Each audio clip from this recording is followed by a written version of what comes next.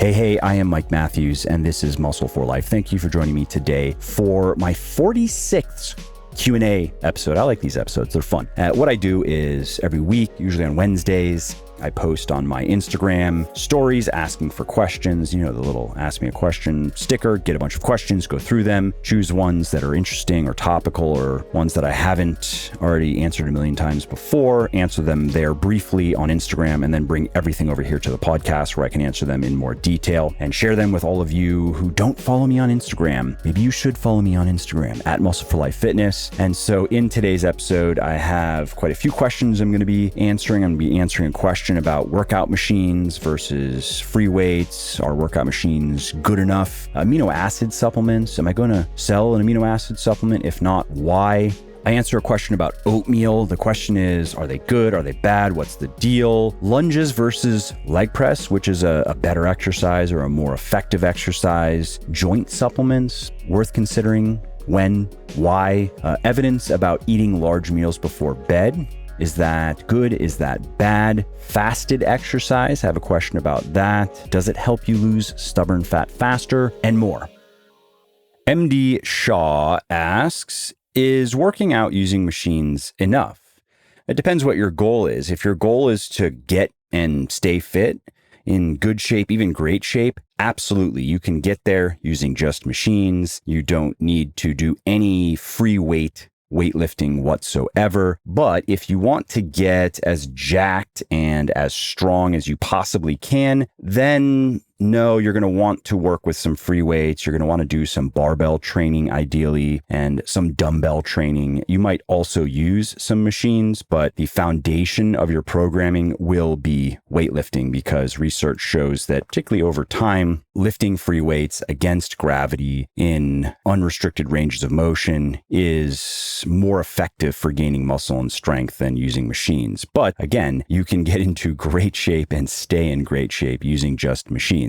One other benefit of free weights that just pops into my mind is they tend to be more fun. Those workouts tend to be more fun, I think, and most people probably would agree compared to machine training, especially when you are doing heavier compound weightlifting. It's fun to get strong on a deadlift or some sort of hip hinge and some sort of squat and some sort of bench press or chest press, some sort of overhead press. And when you are having more fun, when you are enjoying your workouts more and looking forward to them, you are almost certainly going to get better results compared to workouts that are less fun, that you don't really enjoy, that you just get through because you are more focused and you are probably going to exert more effort and you are probably going to miss fewer workouts when you are enjoying them. The next question comes from Aspire Fitness Health. When is Legion going to offer an amino, like an amino supplement? I need one-stop shopping. I really wish I could offer an amino product because that is the number one most requested product from both our customers and our prospects. Why don't you have a BCAA? Why don't you have an EAA? We hear those questions all the time. Unfortunately, the weight of the scientific evidence, and I've really looked into it because I would love to be able to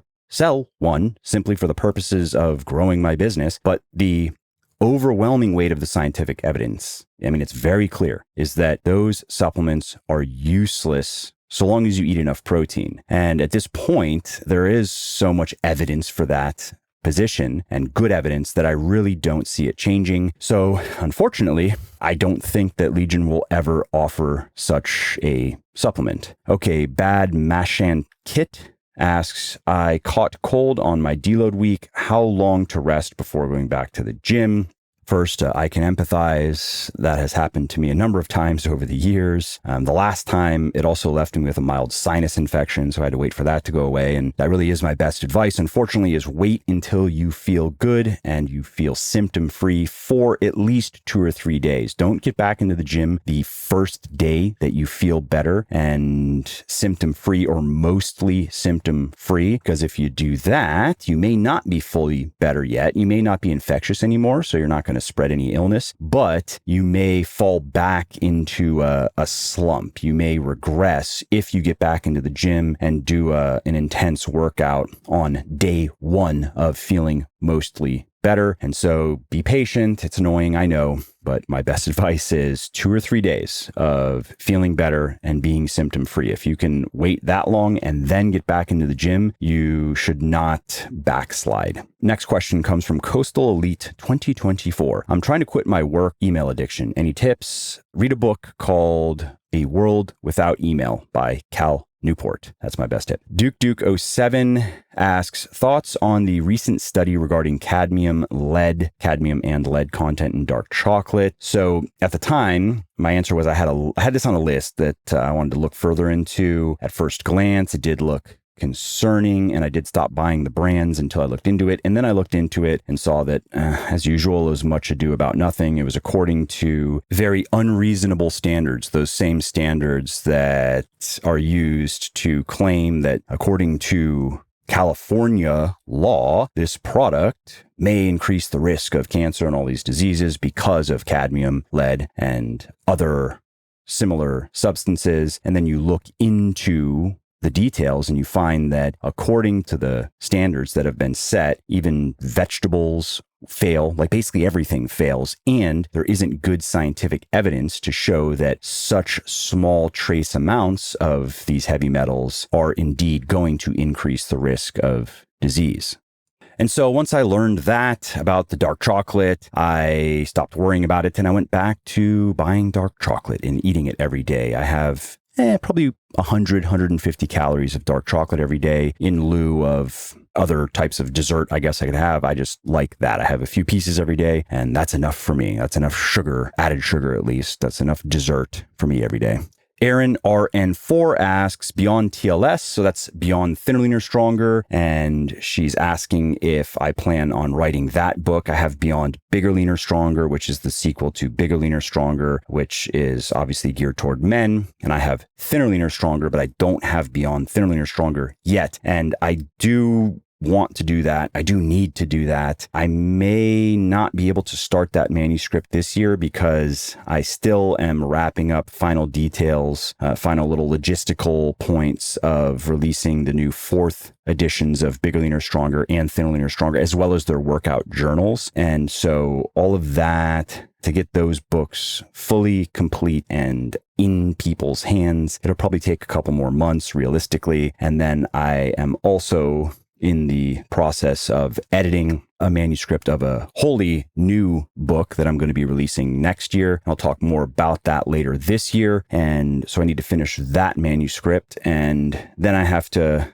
I guess, reassess my priorities because I have a long list of books I would like to write. I have to decide what's going to be next, but maybe Beyond Thin, Leaner, Stronger really should be next. I will consider that strongly when I'm done with this current manuscript. Okay, Green Deanwood asks, what's the deal with oats? Are they good for you or bad for you? Oats are great. They're cheap, they're nutritious, they're versatile. They are a great source of fiber, including beta-glucans. Just do yourself a favor and unfollow anyone who says that oats are bad for you. And if you want some oatmeal recipes, I particularly like overnight oat recipes. They're simple and I love the texture and the taste and the cold. Head over to legionathletics.com, search for oatmeal recipes, and you'll find a couple of articles that give different types of hot and cold, overnight oat recipes.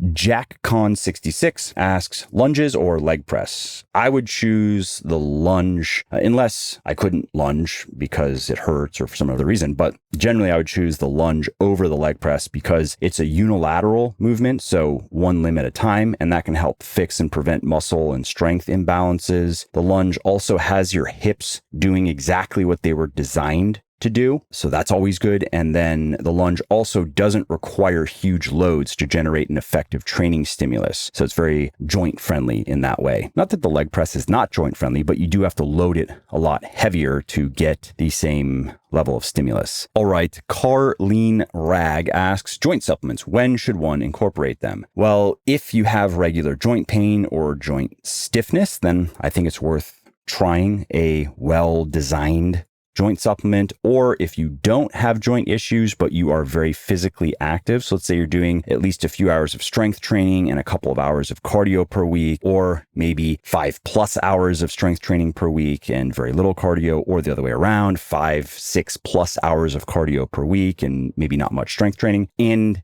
if you have the budget and you have the inclination, then I think it's worth considering a well-designed joint supplement, because if it is well-designed, it should help keep your joints healthy and functional. It should help you avoid joint pain, joint stiffness, and other issues. And if you want to check out my joint supplement, head over to buylegion.com/fortify. It's called Fortify. So that's buylegion.com/fortify. Okay. Caller Roman asks, any evidence that eating large meals before bed is bad? Chrononutrition ? Yes. Studies show that eating a large meal before bed, anywhere, let's say an hour or two before bed, can disrupt sleep. It also may negatively influence your total daily energy expenditure and your appetite compared to eating more calories earlier in the day. That research isn't as clear cut as the research showing that it can disrupt sleep, but it is interesting. And it's just another reason to not eat large meals soon before bed. You can have some food. For example, I eat overnight oats. I eat what is basically a cup of oats dry, and then they're prepared in an overnight oats recipe. But what I'm eating is a cup of oats. If you were to measure it, it would be dry. And then of course it's mixed with some milk. And so that would be a cup of milk with the cup of oats. And there's also some protein powder. Right now I'm using Legion Whey Plus, of course, and I'm using the salted caramel flavor because I love it. And so I mix a scoop and a half. So here's my overnight oats recipe, actually, just to make it simple. So I have a little container and I put 2 cups of dry oats in the container. I put a small handful of walnuts in the container, 2 cups of milk, and I put what is probably a teaspoon or so of vanilla extract, and I put some salt, and I put a scoop and a half of Whey Plus salted caramel. I mix it up and I let it sit overnight. And then I eat 1/2 of that at night, usually around 8 p.m. And I'm going to bed usually around 10 p.m., between 10 and 10:30. And so I eat 1/2 of it one night, 1/2 of it the next night. And so that is my last meal of the day. And I am eating that just because I don't want to go to bed hungry. I'm eating dinner usually around 6:30, and it's usually some vegetables, a little bit of rice, some meat. It's a simple dinner. And if I don't eat anything after that, then I might be a little bit hungry when I go to bed, and that makes it hard to sleep. And so also there's research that shows that eating some carbs, now you don't want to eat a huge meal containing carbs, but eating a portion, let's say 30 to 50 grams of carbs an hour or two before bed, can actually improve sleep quality. So if I am benefiting from that, great. If not, well, whatever. I still just enjoy having my overnight oats at night. How would you like a free meal planning tool that figures out your calories, your macros, even your micros, and then allows you to create 100% custom meal plans for cutting, lean gaining, or maintaining in under 5 minutes? Well, all you got to do is go to buylegion.com/mealplan, buylegion.com/mealplan, and download the tool. And if I may say, this tool really is fantastic. My team and I spent over 6 months on this thing working with an Excel wizard, and inferior versions of this are often sold for $50, $60, even $100. Or you have to download an app and pay every month, or sign up for a weight loss service and pay every month $10, $20, $40, $50, even $60 a month for what is essentially in this free tool. So if you are struggling to improve your body composition, if you are struggling to lose fat or gain muscle, the right meal plan can change everything. Dieting can go from feeling like running in the sand in a sandstorm to riding a bike on a breezy day down a hill. So again, if you want my free meal planning tool, go to buylegion.com/mealplan, buylegion.com/mealplan, enter your email address, and you will get instant access.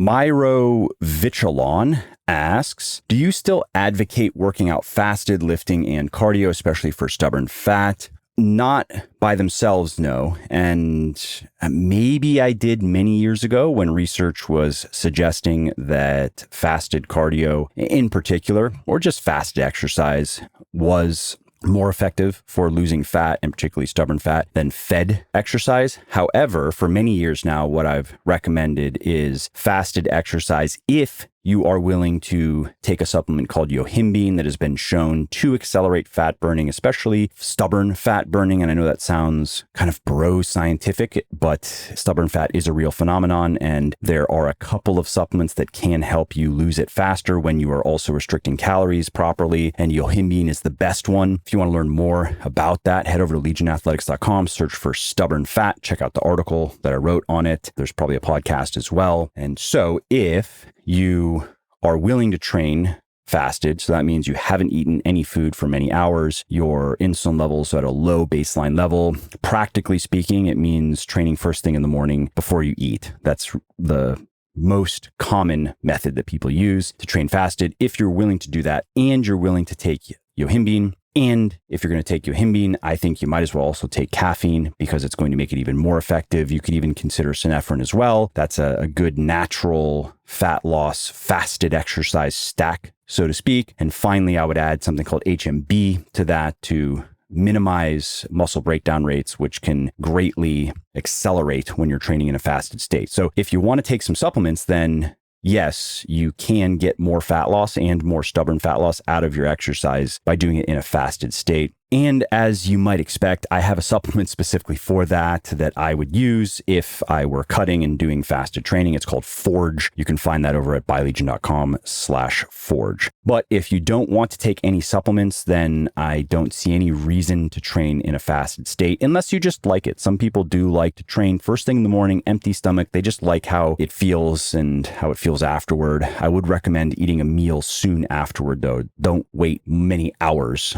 because, again, muscle breakdown rates are going to be quite high after that fasted workout. Okay, MFS Wellness asks, client wants to go into a surplus, won't go to a gym, heaviest dumbbells at home are 8 pounds. What now? If it were my client, I would try to convince them to eat maintenance calories because they're not going to be able to push for progressive overload unless they are brand new to strength training. And if they are brand new to strength training, their body is going to be hyper responsive and they don't need to be in a surplus. It's not going to make much of a difference at all compared to maintenance calories. So if they are an experienced trainee and they have some bands and they have some light dumbbells, maybe they can get enough of a training stimulus to at least maintain muscle and maintain some strength, but they're not going to be able to progressively overload their muscles sufficiently to gain much in the way of muscle and strength. Therefore, a calorie surplus is not necessary. It's just going to result in excessive fat gain with minimal muscle gain. And if they are able to progressively overload their muscles with a very bare bones setup, that probably means they're brand new. And again, maintenance calories or even a deficit if they need to lose fat is the way to go, I think, when you first start out. All right. Muscle Mommy 94 asks, espresso machine you use and recommend. So I have a machine from a company called ECM. I have their Classica with a K, and then I have a Eureka Mignon, Mignon grinder, and that setup plus good beans. And I've tried roasters from all around the country. I've kept a spreadsheet rating all of the coffees that I've tried, and I found one called Espresso Vivace based out of Seattle, Washington, and their Dolce bean is the best I've tried out of like at least 50, probably 40 or 50 different roasters. So good that I really stopped trying other roasters because I found Espresso Vivace some time ago and I tried all of their beans and I found the Dolce one is my favorite and went through all of theirs. And then I went and tried other roasters again, and one for one, even the best among the others that I was trying via the Trade Coffee website makes it easier. One for one, even the best of the other roasters were just not nearly as good as Espresso Vivace. So that's my standard. That's my go-to now. And that setup plus the Espresso Vivace beans beats just about any coffee shop I've been to anywhere since then. All right. Neo Ubi asks, what is one topic on fitness that you used to believe very hard in the past, but not anymore? I have 4 right off the top of my head. So one, I used to think that rep range matters more for hypertrophy than it actually does. Now we know that you can gain muscle effectively in many different rep ranges. Now I still do like lower or heavier. I like lower rep ranges anywhere. Probably my favorite rep range is probably between 4 and 8 reps. And there are various reasons for that, but I do think that that still works best with most exercises for most people. Whereas training mostly, let's say in the rep range of 12 to 15, while that can work, certainly practically speaking,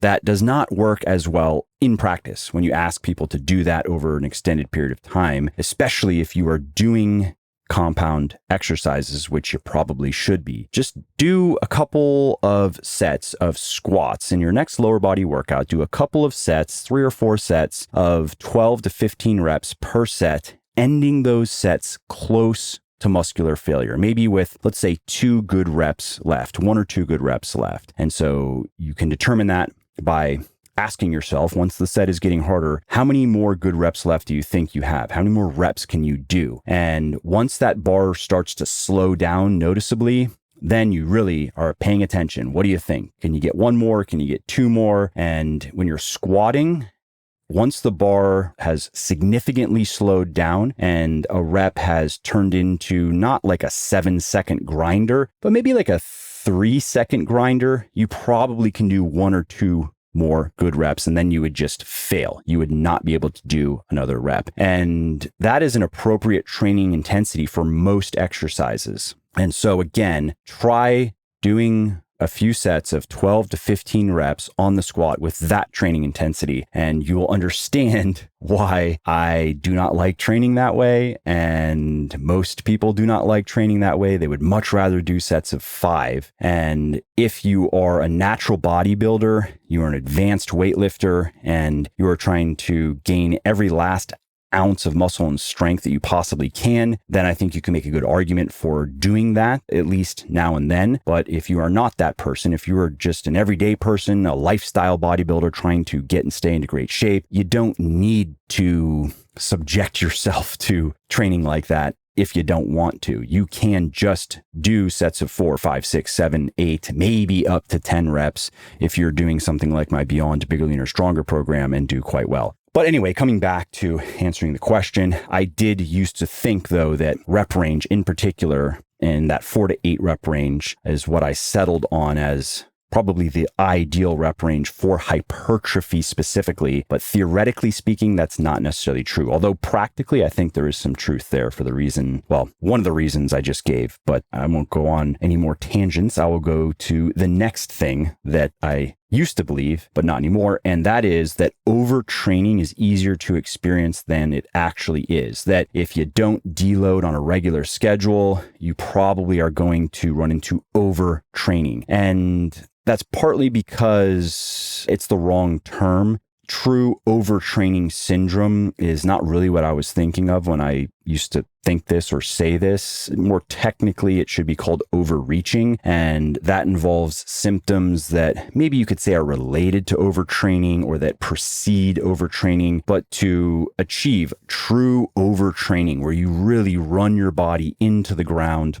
and you develop a huge recovery deficit, it is much more difficult than I once believed. It requires many, many hours of intense exercise every week. You're almost certainly not going to get there with strength training because you probably would just get hurt before, like you would hurt a joint or pull a muscle, or you'd have some sort of acute injury that would prevent you from doing enough strength training to get there. It would almost certainly require a lot of cardio as well, and a lot of high intensity cardio. And it does happen, but if you look into the scientific literature, true overtraining, it really only happens, from the research I've seen, it only consistently happens with high level athletes who train many hours per week, very intense, often some very intense cardio workouts or circuit training type workouts. Something else that I used to believe that I no longer believe is that cardio can significantly interfere with muscle building, or at least I used to believe that it interferes with muscle building more than it actually does.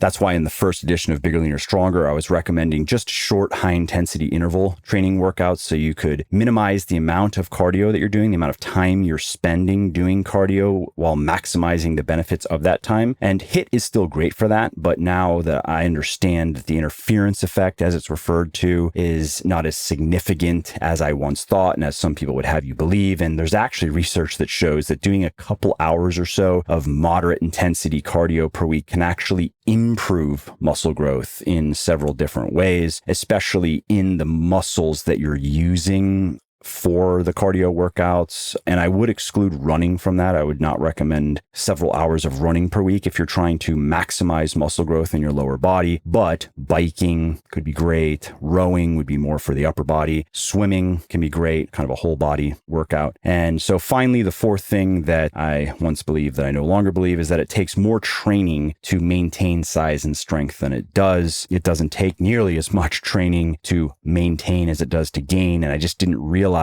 how much less you can do and stay in great shape. I mean, research shows that probably between 3 and 6 hard sets is enough per week for any individual muscle group to maintain its current size and most of its current strength. And strength, remember, also is going to depend on what exercises we're talking about. There is a skill component, or at least there's a neurological component to more technically demanding exercises, especially like Olympic lifts, but even to some degree, a squat. And that's probably more so than a deadlift. So if you stop squatting, for example, and you just start doing other exercises for your lower body, 3 to 6 hard sets per week, you can maintain all of your muscle in your legs. So all of your potential strength is still there because muscle size is the primary driver of muscle strength. But if you come back to the squat after not doing it for some time, you might be surprised at how weak you are on it, how difficult it is, simply because your nervous system is not used to coordinating all of the muscles in your body correctly to express all or most of your potential strength. I ran into that after COVID because I was training at home for 6 to 8 months and all I had was some adjustable dumbbells and some bands. And so I was able to do like dumbbell front squats, for example, with, I think those adjustable dumbbells went up to 80 pounds, which was a good training stimulus. That actually was quite difficult. I think I was doing no more than sets of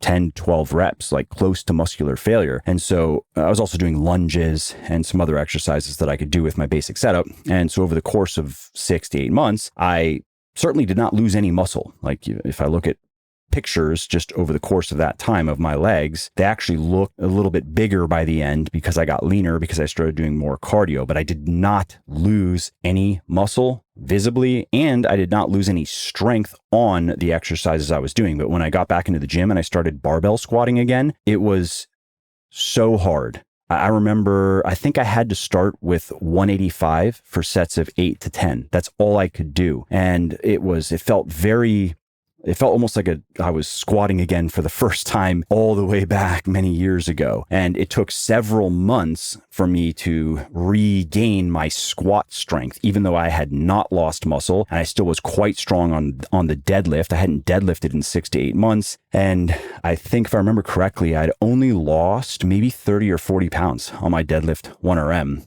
despite not doing it for many months. Now, I did continue to train all of the muscles that are involved in the deadlift, but did not do any deadlifting. So anyway, just to come back to the question here, and if you're just looking to maintain muscle and strength, and if you want to minimize the amount of time that you are spending in the gym, 3 to 6 hard sets per major muscle group per week will get it done. Randall Vincent asks, how do you feel about the decline bench press? Well, the decline bench press, and this would be barbell or dumbbell or machine, it is a viable exercise, and it's particularly useful if your shoulders are bothering you. So if your shoulders are not liking flat pressing or incline pressing, try the decline. There's a chance that it's not going to bother your shoulders, but otherwise there's really nothing special about it. It's not an exercise that I would prioritize if my shoulders felt good on incline and flat pressing. And we have a question here from Ryan Shannon 12. Why go wider in your grip with the OHP than the traditional narrower grip? And the reason he's asking this is the background on Instagram, I don't know if it was a video or an image, was me doing an OHP when I was answering these questions. And So my answer was you can't really tell from the angle of what you're seeing in the background, but I was using a standard grip on the OHP. And what is that? Well, in both the bench and the OHP, you want your forearms to be perpendicular to the ground at the bottom of each rep. That is standard width grip. And it looks a bit wide for me because I have abnormally long arms. And so you need to adjust according to your anatomy to make sure that your forearms are perpendicular to the ground, straight up and down, if you're trying to use a standard neutral grip. Okay, the next question comes from Toned Blue, and they ask, the war on seed oil continues. Are you avoiding it? If so, what are you replacing it with? No, I don't go out of my way to avoid seed oil. So much of the controversy and of the scandal is contrived, but I don't eat much seed oil only because most forms of healthy eating, which means eating a lot of relatively unprocessed, highly nutritious food that doesn't contain a lot of seed oil, because you find a lot of seed oil in a lot of highly processed foods. And if you're eating a lot of highly processed foods, that's not good for your health, but not necessarily because of the seed oil per se. And so a lot of the alarmism about seed oil is overblown. What is more accurate is if you are eating a lot of seed oil, you should probably look at your diet, because your diet probably sucks.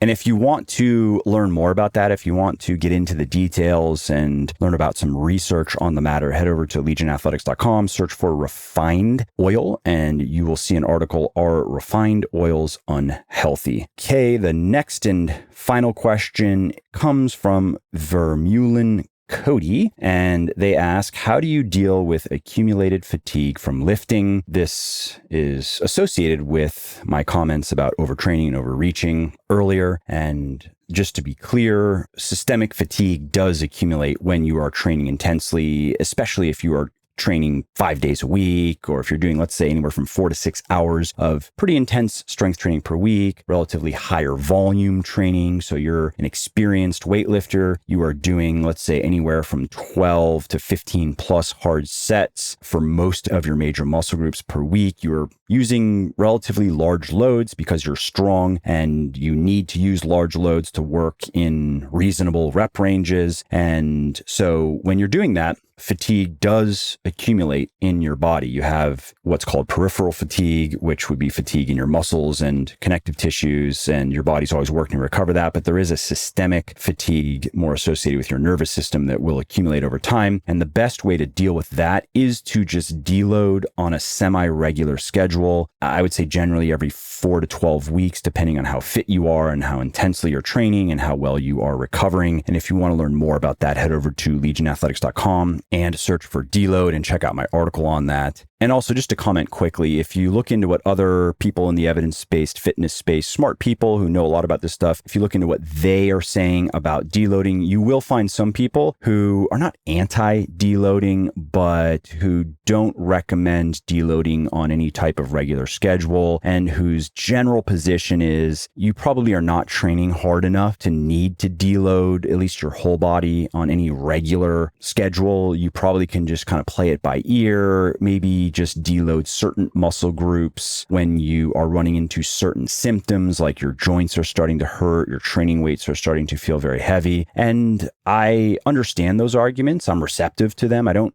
disagree, but I also will say that practically speaking, if you are training fairly intensely, I do think there's some value in just deloading on a regular schedule and just making yourself do it, so long as it's not unnecessarily frequent. If you're deloading every 4th week, for example, you'd better be training really hard in those 3 weeks when you're training. Otherwise, you are actually losing a lot of training over time. But if you're deloading once every 3 months, let's say 2 or 3 months, and maybe it's not entirely necessary, maybe you only needed to deload, let's say, your lower body, and you could have just kept training your upper body as you normally would, you're not missing out on much. We're talking about 1 week of training every couple of months. And in my experience, in my own training, and in my experience working with many people over the years, I have found that deloading consistently every couple of months or so is an effective way to ward off symptoms that you could say are related to overtraining or related to overreaching, and that can get in the way of progress or even precipitate injury. Maybe not a major injury, but it could even just be a repetitive stress injury, which can be quite annoying depending on where it is and what's happening, because it might mean that now you have to significantly modify your training to work around that injury for several months just to let it go away. And so I still am a proponent of regular deloading, assuming that you are training at least a few times per week and you are training intensely. Well, I hope you liked this episode. I hope you found it helpful. And if you did, subscribe to the show because it makes sure that you don't miss new episodes. And it also helps me because it increases the rankings of the show a little bit, which of course then makes it a little bit more easily found by other people who may like it just as much as you. And if you didn't like something about this episode or about the show in general, or if you have ideas or suggestions or just feedback to share, shoot me an email, mike@muscleforlife.com, muscleforlife.com, and let me know what I could do better, or just what your thoughts are about maybe what you'd like to see me do in the future. I read everything myself. I'm always looking for new ideas and constructive feedback. So thanks again for listening to this episode, and I hope to hear from you soon.